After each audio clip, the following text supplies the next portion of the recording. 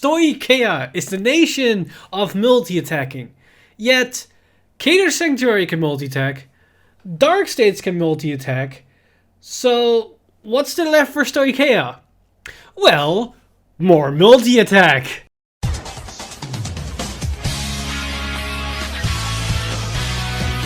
Stand up! Vanguard!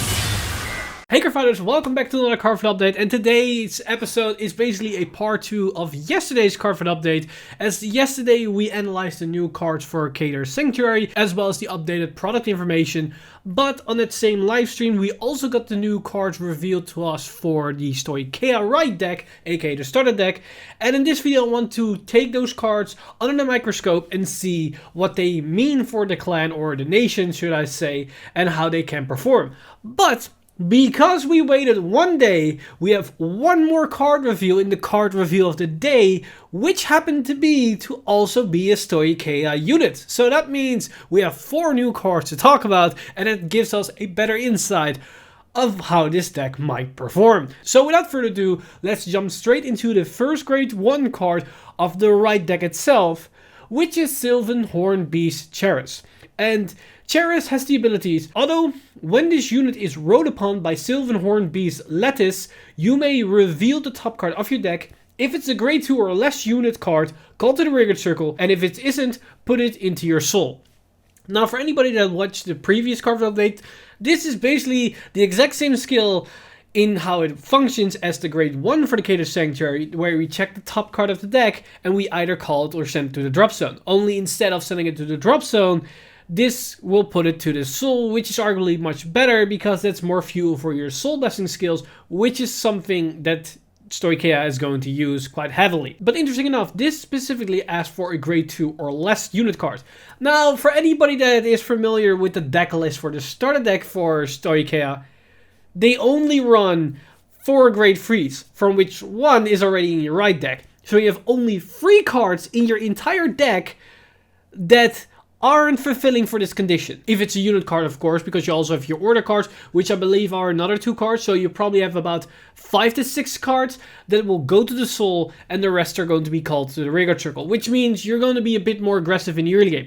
The only problem that I have with this skill is that a highly likely chance that you're going to hit a trigger. And for anybody that saw the gameplay video of the top deck heroes about this starter deck, then you know that this card can call your over trigger, and let me tell you, it's as painful as it sounds. So yes, this is a free plus, but it's no consistent plus, so getting it onto the board might or might not be as great as you think. Now, for its secondary effect, which is actually really interesting, continuous back row circle. During the battle this unit attacked, this unit gets power plus 5k. So this means if this unit's in the back row circle and it attacks, it gains additional 5k power, so it becomes a 13k attacker, which means it hits any base power. As long as we don't go above those base power for grade 3s, it will hit. Now, a very important thing to note here, this skill doesn't allow it to be able to attack from the back row. It just means that if it attacks and it happens to be in the back row, it gains the extra 5k power.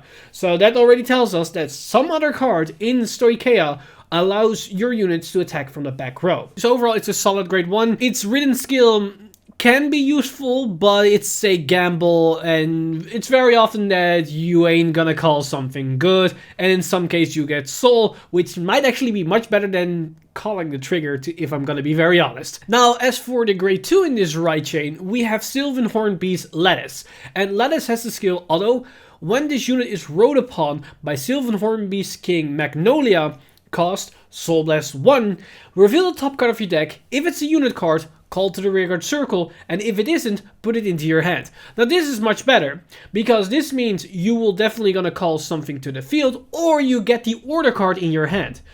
That's really good, and in this case you might actually want to see the grade 3, because it's a good beater if you get it onto the board, but also your other grade 2s and maybe the grade 1 isn't a bad reach as well. So this is much better than the grade 1 in my opinion, but it does cost you a soul. So this is already where we see where the soul comes into play. But we also have a secondary effect, which also comes with this soul cost attached to it, because that's although back row circle, when this unit attacks a Vanguard, costs Soul Blast 1, and this unit gets power plus 10k until the end of that battle. So basically it has the exact same skill as the grade 1, only the grade 1 only gains 5k power, this gains 10k power. So it's a 20k attacker from the back row, whereas the grade 1 is a 13k attacker from the back row. Both of them hit at least high enough that they can hit an opponent's Vanguard without extra power increase or a potential booster that they can never have because they are the units in the back row themselves. So this at least allows you to attack with multiple units for effective numbers. But this all comes together once we take a look at the grade 3. But before we take a look at the main grade 3, we have another new grade 2 to look at, which adds on top of this package. Because the new grade 2 that just got revealed is Sylvanhorn Beast Duger.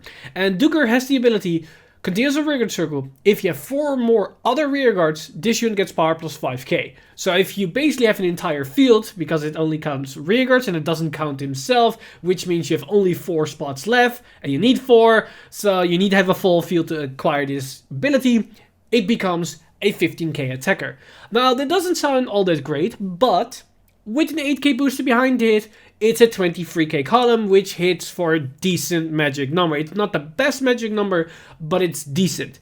So that already gives you in a good position. But more importantly, it allows itself to be a 15k attacker without getting a boost. And as we just saw with the grade 1 and the grade 2, your back row is probably going to attack on them on their own. So that means you won't boost your rearguards. So even though your back row units might get the increase, like the grade 1 gets an extra 5k, the grade 2 gets an extra 10k, they don't get the power buff if they are in the front row.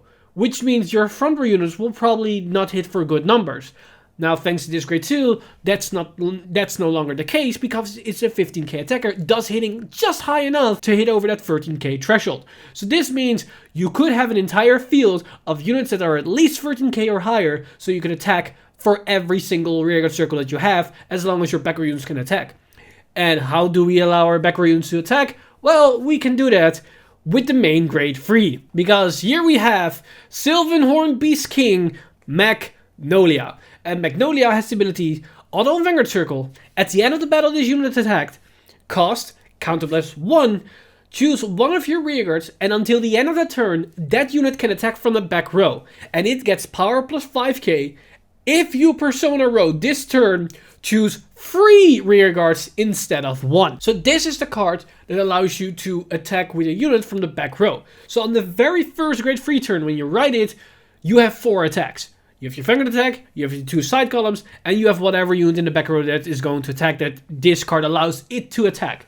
Now, in that circumstance, I would advise to attack with the boosters behind your Vanguard. So that means you can still make 2 solid columns in the sidelines where your units can still boost. So the circle behind your Vanguard is the unit that will attack. I would advise, what we know so far, that is probably the most optimal play right now. But once you persona ride him, that's when you get 6 attacks. Because all your back row units will attack, your front row units can all attack, and that is 3 plus 3 is 6. And because we give that extra 5k power, it actually makes for really good numbers, because the grade 1 itself becomes an 18k attacker, thus requiring 10k shield, so that's either a trigger or 2 cards from hand. And if we use it with the grade 2, that grade 2 already gets an extra 10k. So it's a 25k attacker, which means it hits over a defensive trigger. And that is very important, because all our skills so far lack in the actual power department, because all our units are between 13 and 18. Even our Vanguard is only 13k if we don't boost it. And if we hit Persona right, that means we're not going to boost any of our attacks. And because most of our attacks are only in the ballpark of 13 to 18k, one defensive trigger will stop most of our attacks. And that is where the grade 2 becomes so important, as it allows us to at least get over that defensive trigger. But you could use this skill in a different direction. Because yes, it allows you to multi-attack from the back row, but who's to say that you must do that? You can still use this skill purely as a power increase, because you can just choose 3 units and they gain 5k power. So you could also use this just to make maybe 4 attacks, 1 unit in the back row behind your Vanguard, but maybe power up an entire column. that still is being boosted. So that means that column gets an extra increase of 10k power, thus allowing you to actively hit over multiple magic numbers. Because if that unit in the back row is the grade 2, you could have a side column that maybe hits for 18k. Your Vanguard is 13k, so you attack first with the Vanguard, then with the side column. Then you have a 25k unit in the back row, and then your side column can maybe be somewhere in the 30k department if you have the right units on the field. And that is where this grade 3 probably will shine the most. Because yes, it allows you to potentially attack with 6 units, but you don't have to go that direction. It's flexible. You can just use this skill as just a power buff to your field to do something, because you need to be flexible in this deck, as this is your typical aggro deck or your typical Axel deck that we saw in the V era, where yes, it can pump up a lot of power, but you are restrained by the fact that you need to flood your board. You need to have a full field to really take advantage of this skill. So if you're up against an opponent, let's say Dragon Empire, that can retire your stuff easily, then it might be tough to keep up your offense every single turn or in the right direction. And that is where this card will probably shine a lot, as it allows you to use this card in a very flexible manner. Now, I would advise not to overreact with this card or this deck, because yes, it sounds amazing that you have 6 attacks, but as I explained, you are very key dependent, so you need a lot of your key pieces. You're rearguard dependent, you need to flood the board, so if you cannot do that or you cannot sustain that, then what is the extra attacks actually gonna matter at that point? And another factor, it heavily incentivizes Persona Ride. So if you could not Persona Ride, then most of your offense doesn't really come out. So it's kind of inconsistent that it's reliant on that mechanic itself. But that said, this is something that a lot of players were anticipating, that we're going to get skills that will interact with Persona Ride, in the fact that we will get more powerful skills once we actually perform the Persona Ride action itself. So the fact that we already see this in the starter deck probably tells us that this is going to be a reoccurring theme within the upcoming booster set for Overdress itself. But that's about everything that I wanted to talk about in today's Cardfight update.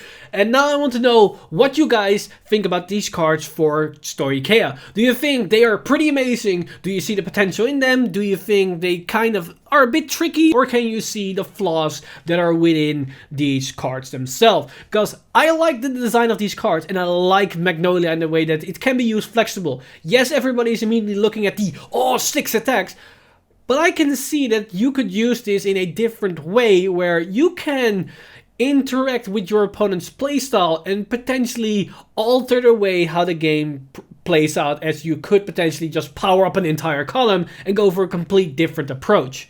And that reminds me a little bit of Time Leap, where you are flexible mid-combo, as this skill only activates at the end of the battle. So you can decide after your opponent hit a damage trigger or not. If they did hit a damage trigger on your Vanguard attack, what's the point of giving your entire back row the option to attack? Might as well just power up an entire column and just overcome that defense trigger that way. And that is what I really like about Magnolia, that you have the option to do multiple things and adjust your game plan mid-battle or mid-combo, and that's something that I always really liked about potential combo decks. But that's enough about me talking about these cards. Let me know in the comment section down below what you guys think about these cards. As always, this video has been brought to you by our lovely patrons over at patreon.com/VangardInsider. You guys are amazing. If you do want to support the channel or everything that's happening on the channel, you can simply go to patreon.com/VangardInsider and become a Patreon today. But with that said, I'm Mr. Time Leap, and I see you guys in the next one!